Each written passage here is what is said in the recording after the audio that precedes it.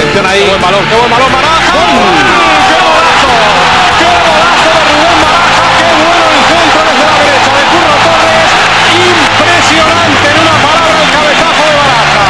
Cañizares se seca el sudor, sus compañeros lo festejan. El Valencia se adelanta en el marcador con un golazo de la cabeza, esa rapada que tienen ahí del Pipo Baraja. Impresionante. Impresionante desde dónde la ha conectado y dónde la ha colocado. Imposible para Bahía. Con fuerza, con potencia, con colocación. Muy bien Di Baio sujetando la pelota. Muy bien Curro. Muy bien Curro en el centro. Y vean con qué potencia la mete justo a la escuadra.